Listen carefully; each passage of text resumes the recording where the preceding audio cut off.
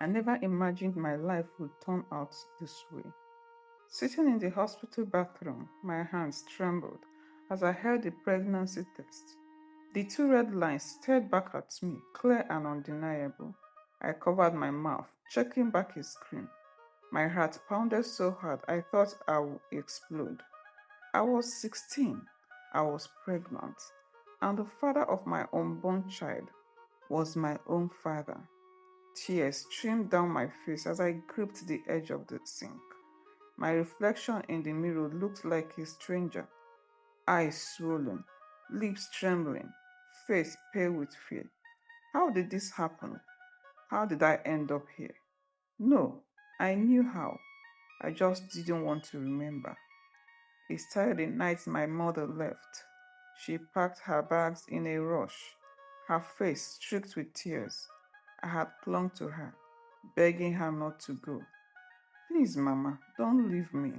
She knelt and held my face, her hands cold. I have to, Ada. I can't stay. Her voice was hoarse. I will come back for you, I promise. But she never did. That night, my father came into my room. His footsteps were slow, calculated, like a predator stalking its prey. I had never been so scared in my life. I was frozen in place, my body refusing to move. Then the nightmare began. I fought, I screamed, I begged, but my cries were swallowed by the silence of the house. When it was over, I lay there broken, my heart numb. I wanted to believe it was a bad dream, that I would wake up and everything would be normal. But it wasn't. It happened again and again and again. Each time I died a little more inside. Now the proof of my father's sins was growing inside me. A child, his child. What was I supposed to do? Who could I tell? Who would believe me?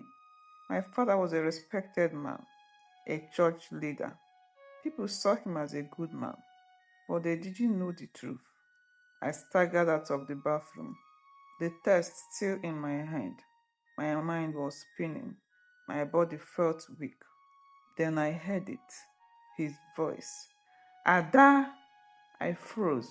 The hospital suddenly felt like a cage. I turned slowly, and there he was, my father, the man I feared the most. He stood there, the entrance of the hospital, watching me. His face was calm. His eyes held a silent warning. How did he know I was here? Did he suspect me? I swallowed hard, my throat dry, my pulse raced. I had to get out of here. I turned to run, but before I could take a step, he grabbed my hand, tight, possessive, threatening. Let's go home, he said, his voice low and dangerous. A shiver ran down my spine. I was trapped. His grip on my wrist tightened, his fingers pressing into my skin like shackles. My body froze, but inside, panic fled. How did he know I was here? Did he follow me? I looked up at his face, searching for a hint of emotion. There was none, just cold, calculated control. The same look he always had when he came into my room at night. Let's go, he said again, his voice faint. I wanted to scream, to run, to beg someone to save me, but my feet refused to move.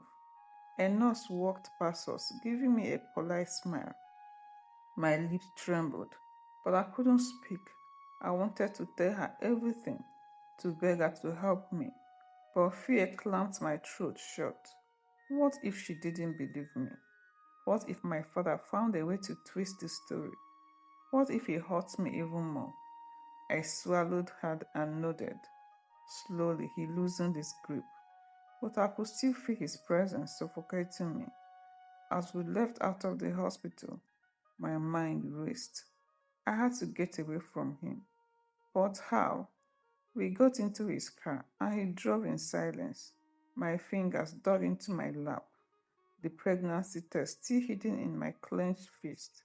The air inside the car was heavy, thick with unspoken threats. Then he finally spoke. What were you doing at the hospital? I persisted. If I told him the truth, I didn't know what he would do. But if I lied and he found out, I forced myself to keep my voice steady. I wasn't feeling fine. He glanced at me, his eyes sharp, searching. Is that so? I nodded quickly. His fingers tapped the steering wheel as he turned into our street. You know you can tell me anything, right? His voice was gentle now, almost fatherly. A lump formed in my throat. Lies, all lies. I didn't answer. As soon as he parked in front of our house, I opened the door, rushing inside. I needed to get away from him, to think, to breathe. But the moment I stepped into my room, I felt the walls closing in on me. I was alone, trapped, and now I was carrying a baby I never asked for. I pressed my hands to my stomach. My child, my father's child. Tears burned my eyes, but I refused to cry. I had to find a way out. I had to escape before it was too late. I barely slept that night.